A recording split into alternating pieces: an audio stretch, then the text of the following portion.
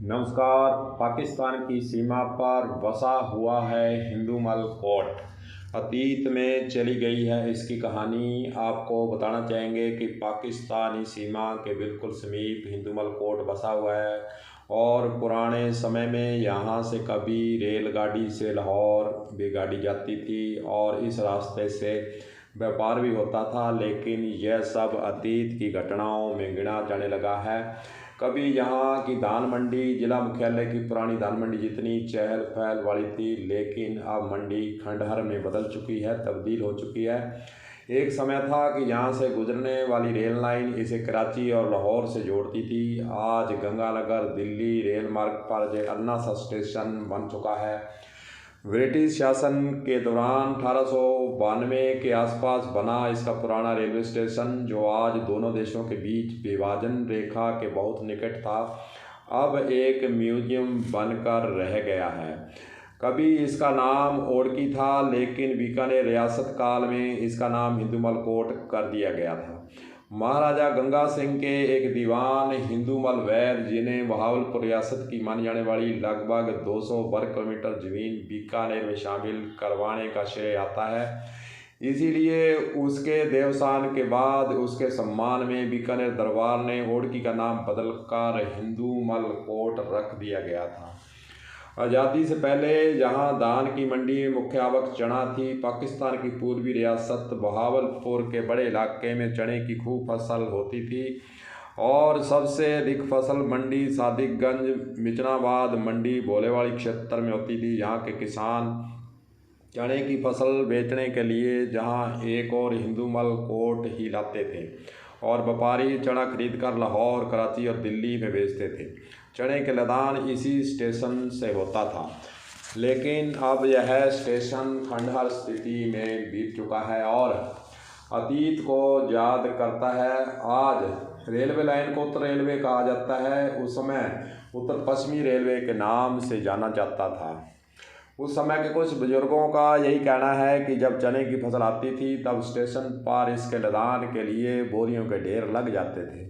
उस समय वर्तमान गंगानगर इलाके में भी चने की फसल होती थी, लेकिन यहाँ के किसान पास की मंडियों में ही बेचते थे। यहाँ एक और विभाजन के कारण यहाँ की दाल मंडी में चने की आवक बहुत कम हो गई है और फसल के मौसम में भी बड़ी मंडी रौनक बहुत कम रहती है। धीरे धीरे आढ़तियों ने यहाँ से पलायन शुरू कर दिया, जिसके कारण व्यापार यहाँ ख़त्म हो गया। आपको यह भी बताना चाहेंगे कि 1959 में नगर पालिका को ख़त्म कर हिंदूमल कोट को ग्राम पंचायत वापस बना दिया था। हिंदूमल कोट ऐतिहासिक जगह रही है जहाँ भारत पाक सीमा होने के कारण पर्यटक आते रहते हैं। इसके अलावा पुराने रेलवे स्टेशन, उखड़े हुए ट्रैक के अवशेष आदि भी पर्यटकों को अतीत से रूबरू करवाते हैं। हिंदूमल कोट आज़ादी से पहले प्रमुख व्यापारिक मंडी थी, उसके अवशेष भी आज वहाँ मौजूद हैं। इसके अलावा बीएसएफ जवानों ने सीमा चौकी पर पर्यटकों के लिए पार्क, स्विमिंग पूल, झूले इत्यादि भी जहां एक और लगाए गए हैं। विभाजन के बाद दोनों देशों ने सीमा रेखा से कुछ पहले तक अपनी अपनी रेल पटरियों को उखाड़ दिया। दिल्ली से आने वाली गाड़ी हिंदूमल कोट से अब लौटने लगी है। उधर कराची और लाहौर से आने वाली गाड़ियां मंडी सादिकगंज से वापस चली जाती हैं। विभाजन के बहुत वर्ष पहले तक हिंदूमल कोट में मंडी सादिकगंज की ओर वाला आउटर सिग्नल पाकिस्तान में ही बना रहा था। हालांकि इसका नियंत्रण इधर से ही होता था।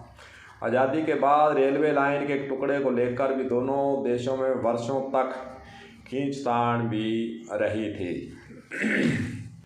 हालांकि बहुत पुराने बुजुर्ग ही बचे हैं जो इस कहानी को जानते हैं। वे हिंदूमल कोट से जब पाकिस्तान की सीमा की ओर देखते हैं तो टकटकी लगाकर पुराने दिनों को याद जरूर करते हैं कि कभी यहाँ हिंदूमल कोट से लाहौर और कराची को जाना कितना आसान था, व्यापार चलता था, भाईचारा था।